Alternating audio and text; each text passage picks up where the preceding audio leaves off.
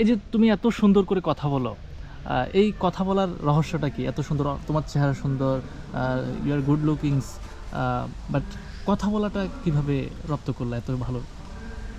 কথা বলা বলতে হচ্ছে আমার বাবা একজন হচ্ছে মানে প্রাইভেট কোম্পানিতে জব করে, মানে লোকাল।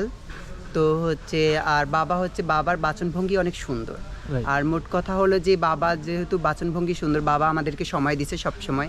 বাবার কাছ থেকেই আমাদের সব ভাষা শেখা।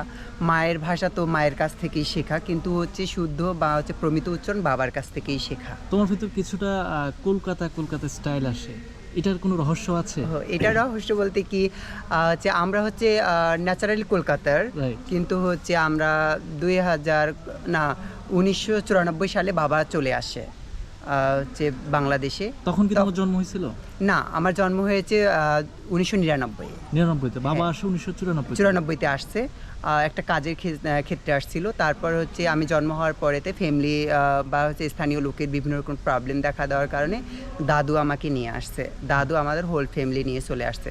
এখনও কলকাতার পশ্চিম মেদিনীপুরে আমার চাচাতো ভাই বোন সবাই আছে। আমরা মাঝে মাঝে যাই, যাওয়া হয় কলকাতাতে? হ্যাঁ যাওয়া হয়, কিন্তু বাবা যেতে দেয় না। যে বাবা বলে যে ছেড়ে আসছি, পাস্ট ইজ পাস্ট, Right. এই আর কি।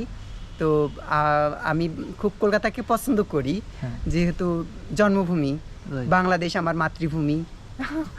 সাথে হলো একটা মানে ভিতরে একটা টান থাকে। টান আছে, কিন্তু বাংলাদেশের সব থেকে আমাকে পছন্দ লাগে। বাংলাদেশ আমার সব থেকে পছন্দের একটা দেশ, আমার মাতৃভূমি। অনেকেই তো বলে যে জন্মভূমি। বাংলাদেশে আসলে থাকার যোগ্য না, দুর্নীতি, এত কিছুর পরও তোমার যে ভালো লাগে, কেন ভালো লাগে? একটা কথা হলো কি, দুর্নীতি হচ্ছে বেসিক্যালি বলবো যে হচ্ছে গভর্নমেন্ট যারা জব করে তাদের মধ্যেই দুর্নীতি, প্রাইভেট যারা জব করে তাদের মধ্যে কখনো দুর্নীতি থাকে না।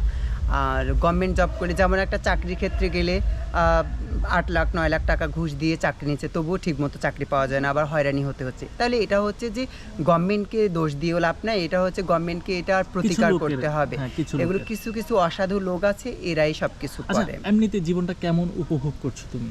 এই যে এত, এখন তোমার বয়স, যদি বলতে চাও বলতে পারো, না বললেও সমস্যা নেই, এত বছর পর্যন্ত কেমন উপভোগ করছো জীবনটা? যৌবন মানে সবকিছু যদি বলতে। জীবন বলতে হচ্ছে আমি স্বাচ্ছন্দ্যবোধই করতেছি, কিন্তু হচ্ছে আমি চাই আমি সাধারণ একটা মেয়ের মতো চলাফেরা করতে। আর আমি একটা সাধারণ মেয়ের মতোই চলাফেরা করি। আমি সামান্য একটা কোম্পানিতে জব করি। যেহেতু আমার কোম্পানির লোকজন অনেক ভালো, আমাকে সম্মান করে, অ্যাপ্রিসিয়েট করে। আর হচ্ছে আমি একটা পত্রিকায় আছি, মাতৃজগৎ পত্রিকায় একটু লেখালেখির কাজ করি। তারপর হচ্ছে বাংলাদেশ শিল্পকলা একাডেমির আমি হচ্ছে 2018 সালে হয়েছি প্রতিশ্রুতিবদ্ধ নৃত্যশিল্পী।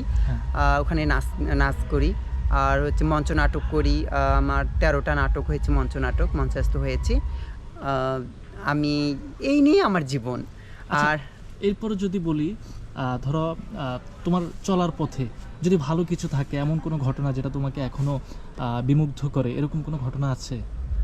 চলার পথে বলতে যেমন আমি শুটিংয়ে গেছিলাম, এটা হচ্ছে এটা জায়গাটা হচ্ছে ইয়েতে আরমানের খামার বলে জায়গাটার নাম, ঠিক মনে পড়তেছে। হ্যাঁ, শুটিং স্পটে গেছিলাম। তো ওখানে শুটিংয়ে যাওয়ার পথিমধ্যেই হচ্ছে আমার সমবয়সী হবে একটা ছেলে। তো আমি অ্যাড দিচ্ছিলাম ওখানে, অ্যাডের হচ্ছে রড সিমেন্টের একটা অ্যাডে আমি ছিলাম ভ্যানের মধ্যে। তো ছেলেটা বুঝতেই পারিনি যে হচ্ছে যে আমরা শুটিং অবস্থায় আছি। তো এসে বলছে যে আপু আপনাকে না অনেক সুন্দর লাগতেছে, তো আপনি অনেক সুন্দর। আমি হঠাৎ করে অবাক হয়ে গেছিলাম। তো ছেলেটা দেখতে অনেক স্মার্ট, বয়স হতে আমার সেম হবে।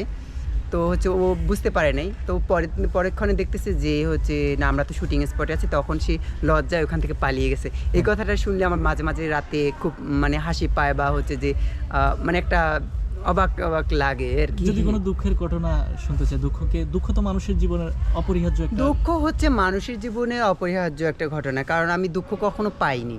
যেমন কথা হলো যে আমি কখনো রিলেশনে যাইনি, অনেকে রিলেশনে গেলে দুঃখ পায় বা কষ্ট পায়, এটার মধ্যে আমি নেই। কিন্তু মাঝে মাঝে হতাশ লাগে যে বাবা মা এখন আছে, ভাই আছে, বাবা মা যতদিন আছে বাবা মার ইনকামে আমি চলতেছি, যখন বাবা মা থাকবে না তখন আমারটা কি হবে। আর বাংলাদেশ তো এমন একটা দেশ না যে আমাদের জন্য যে একটা ভাতা করছে বা হচ্ছে যে আমাদের কিছু করছে, সেটাও তো না। আর মোট কথা হলো যে আমাদের থার্ড জেন্ডার বা তৃতীয় লিঙ্গের মেয়েদের জন্য যে একটা ভাতা আসে, সেটা হচ্ছে ওনারাই খেয়ে নেয়, আমাদের হাতে এখনও পৌঁছায় না। তো হচ্ছে বিভিন্ন রকমের খাত যদি সরকার আমাদের জন্য একটা করতো যে মাসিক একটা কোনো ভাতা, তাহলে হচ্ছে আমরা এই হতাশটা থেকে মুক্তি পেতাম। আর বাবা মা যদি শেষ বয়সে না থাকে তাহলে আমার শেষ বয়সে কী হবে, এইটার চিন্তাটাই আমি বেশি করি। এজন্য আমাকে খুব মানে হতাশ বা দুঃখ মাঝে মাঝে লাগে। রাতে হঠাৎ করে ঘুম ভাঙলে এই ভয়টাই লাগে যে এখন বাবা মা আছে, আমি ভালো আছি, যখন বাবা মা থাকবে না তখন আমি কই যাব।